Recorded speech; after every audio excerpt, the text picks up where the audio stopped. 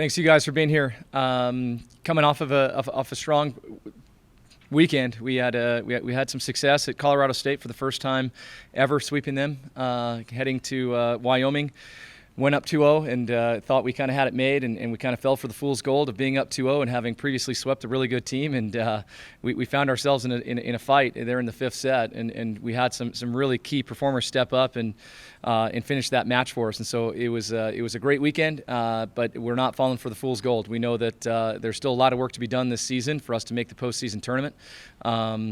We're working on stuff that we've been working on all year, just because we were going to pick the lock on how to be a little bit more efficient offensively, and continue to give ourselves opportunities on the service line.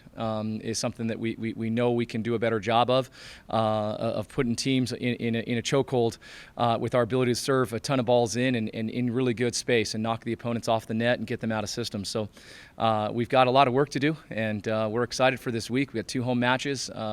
Thursday, Utah State, who just came off a huge win in 5 over San Jose, who's clearly one of the top teams in the league, and then Boise State, who's always good. And so we've got our work cut out for us the next 4 days to earn the right to play next week in Fort Collins. How great is it to have those two at home? Yeah, it's awesome. You know, we're thrilled that we can end the regular season in front of our fans, and we've been building up that fan base to get bigger and bigger attendance numbers. And so my goal is that people get excited to want to come out and watch some volleyball at 1 o'clock on Saturday and at 6:30 on Thursday.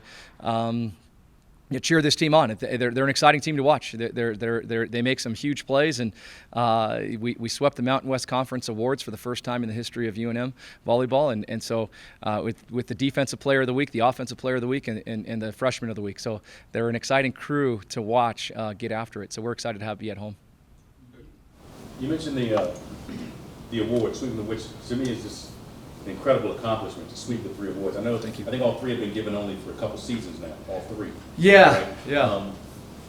Do you feel like something like that can boost your team at the right time in the season as you try to finish out this race? I don't think it hurts. I think the reality is that when you have I'll just use the word, when you have a historical weekend, such as we had, sweeping Colorado State at Colorado State for the first time and winning those 2 on the road.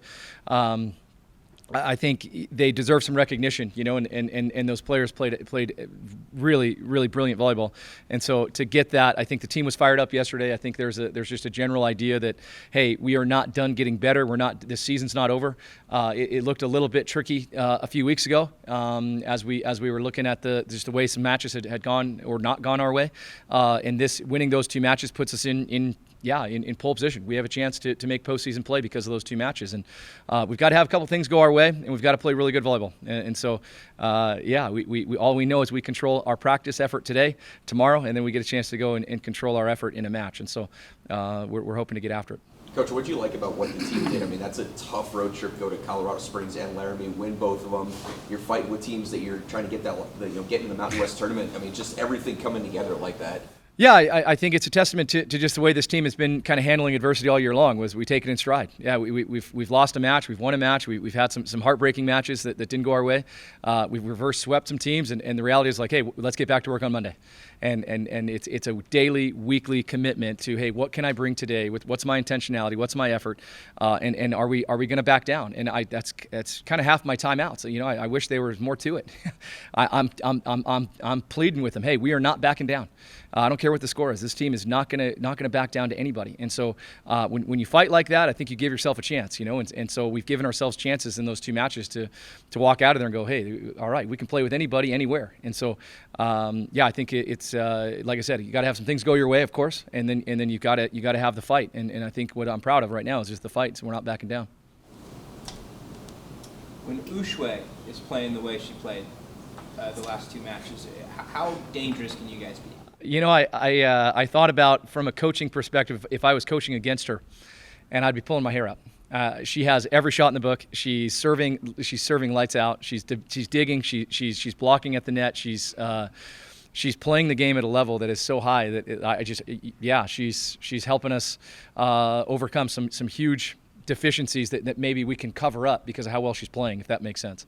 And so she's doing a fantastic job, and just proud of her. Yesterday in training, we had a moment where I gave her the opportunity. Hey, you can play back row this round, or you can attack this round. She said, no, I want to get after the other side, and she was just unrelenting with some of the attacks she had. So I'm really proud of her and where she's going, because she's not done yet.